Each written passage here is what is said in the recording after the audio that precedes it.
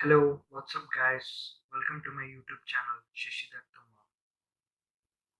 I'm gonna share with you today about an Indian book on the White Tiger, which is published in 2008 by Arvind Adiga's debut novel.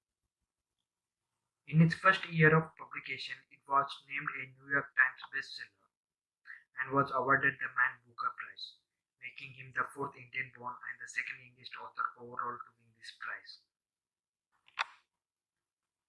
The White Tiger is the story of Balram Halwai's life as a self-made entrepreneur, a rickshaw driver's son who skillfully climbs India's social ladder to become a chauffeur and later a successful businessman.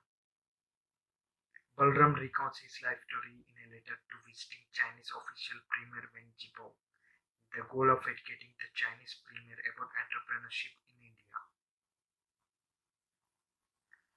Arvind Adiga was born on 23rd October 1974 in Chennai for his parents Madhava Adiga and Usha Adiga.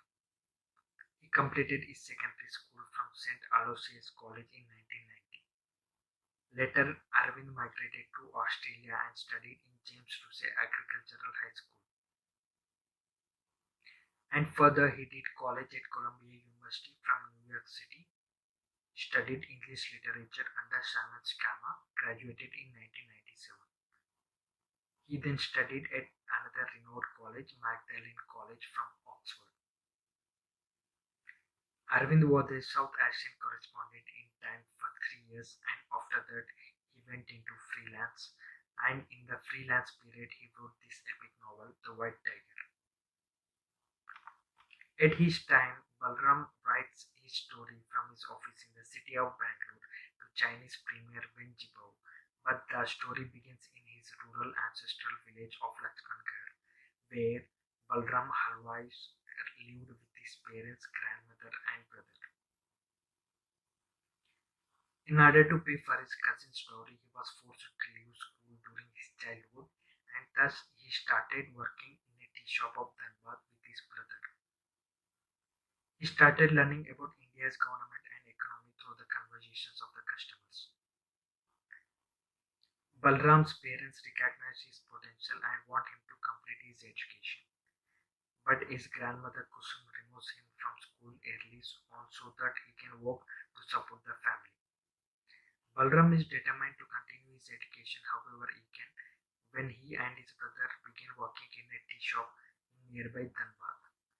Balram neglects his duties and spends his days listening to customers' conversations. He overhears one customer speaking wistfully about the high earnings and the easy life that India's private chauffeur enjoy, and so he begs his grandmother to send him to driving school. Kusum agrees, but Balram must promise to send home his wages once he finds a job. After his training got completed, Balram knocks on the doors of Dhanbad's rich families, offering his services. By a stroke of luck, he arrives at the mansion of the Stork, one of Lakshmangarh's landlords, one day after the Stork's son, Mr. Ashok, returns from America with his wife Pinky. The family hires Balram to become Ashok's driver. In reality, Balram is more of a general servant to the family, while another servant, Ram Prasad, has the privilege of driving them. Balram learns that the Stokes family fortune comes from illegally selling coal out of business from government mines. They bribe ministers to turn a blind eye to their fraudulent business and allow the family to avoid paying income tax. Unfortunately, the family recently had a disagreement with the regional ruling politician, referred to as the Great Socialist. The family dispatches Ashok and Pinky to Delhi, where Ashok will distribute more bribes to make amends. When Balram learns that the couple will need a driver in Delhi, he schemes to have Ram Prasad dismissed and goes in his place. Once in Delhi, Balram witnesses Pinky and Ashok's marriage rapidly fall apart. Pinky returns to the US and leaves her husband. In her absence, Ashok goes out to bars and clubs, hiring a prostitute one night and reconnecting with a former lover on another. observing his master's gradual corruption and driving him through Delhi's seedier districts. Balram becomes disillusioned and resentful. Although Ashok is a relatively kind master, Balram realizes that whatever generosity Ashok has shown him is only a fraction of what he can offer. Ashok has no real interest in helping Balram achieve a better life or in changing the status quo. At Delhi, he came across the void between the rich and the poor. He understood that in order to rise above his caste, he needs to become an entrepreneur. One night on the way to home, Pinky May took that driver's seat, and since she was drunk, the car hit something, but she kept on driving. It was assumed that she was killed a child. Ashok and his family forced Balram to confess that he was driving the car alone. Ashok's involvement in bribing the government increased in order to get benefits for the family illegally coal business. Balram then planned to kill Ashok as he thought this to be the only way to escape India's rooster coup. He used this metaphor to describe the oppression of India's poor. Balram believed that the rooster coup of social inequalities kept alive by the traditional Indian families. After killing Ashok with a bottle, he stole a large amount of money from him and relocated to Bangalore. In order to start his own taxi business, he bribed the police as well. Once Balram regains his house in Bangalore, enough not to fear immediate capture, he begins wandering the city and listening to conversations in cafes, just as he did in the tea shop in Dhanbad, to plan his next move.